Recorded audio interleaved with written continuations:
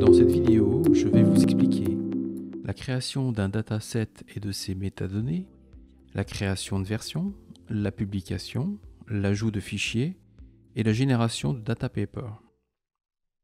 La création de dataset nécessite de vous authentifier pour bénéficier des permissions nécessaires. Créez le nouveau dataset dans le Dataverse approprié. Vous avez la possibilité de sélectionner un template pour bénéficier de métadonnées présaisies. Par défaut, le template INRA est utilisé. Il permet de spécifier la licence de réutilisation des données.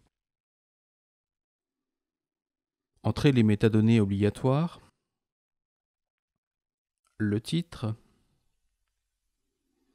le nom de l'auteur, son email. Entrez ensuite la description, le ou les sujets. Un item non spécifié est en dernier dans la liste. Un fichier de données associé n'est pas indispensable au dataset. À ce stade, vous pouvez enregistrer le dataset. Un message vous indique le succès de sa création. Un DOI lui est automatiquement attribué, permettant sa citation. Le dataset est en version brouillon.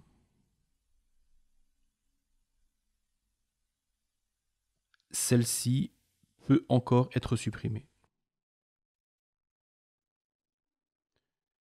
L'onglet métadonnées vous permet d'ajouter et de modifier les informations enregistrées précédemment. Ajoutez par exemple un sous-titre, un nom de producteur, une date de production. Vous avez aussi dans cette zone la possibilité d'accéder à différents schémas de métadonnées.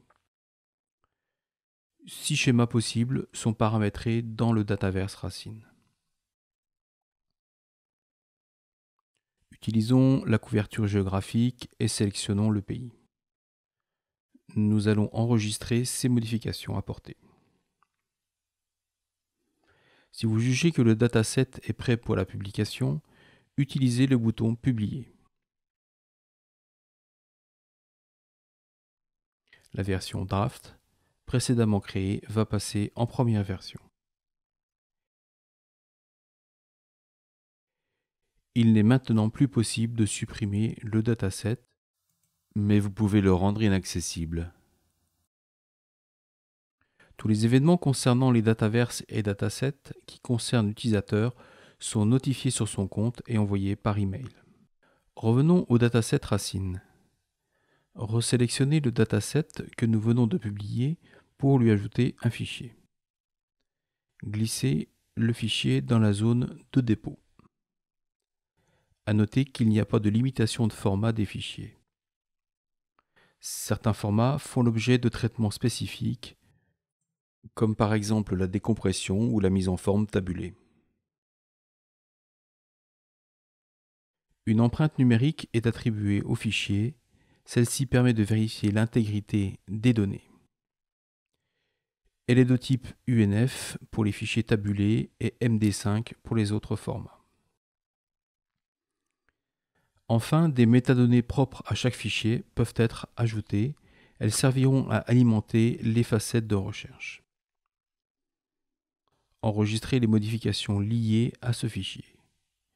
Une nouvelle version brouillon est créée. Vous pouvez consulter les différences apparues sur cette nouvelle version, le fichier ajouté.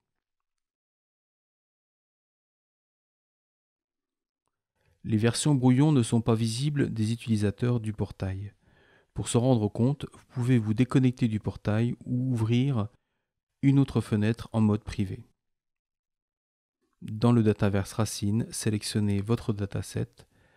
La version visible est toujours la 1.0.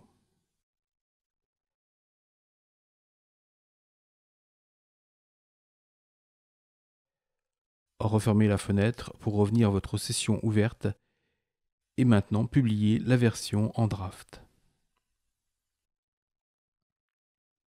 Une version 2.0 a été créée. Elle est visible dans la zone de citation.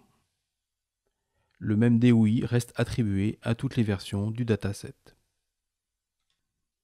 Nous pouvons maintenant utiliser le DOI pour générer un template de data paper. Pour cela, sélectionnez et copiez le DOI, puis cliquez sur Génération data paper dans le menu. Collez le DOI du jeu de données et cliquez sur le bouton Générer. L'ouverture d'un fichier de type Open Document vous est proposée. Acceptons et visualisons le contenu du document qui vient d'être généré automatiquement. Il contient toutes les métadonnées que nous venons de saisir dans le dataset, les descriptions, auteur, la citation avec le DOI, la version en cours. Nous retrouvons aussi le jeu de données associé, la licence et la date de création des métadonnées.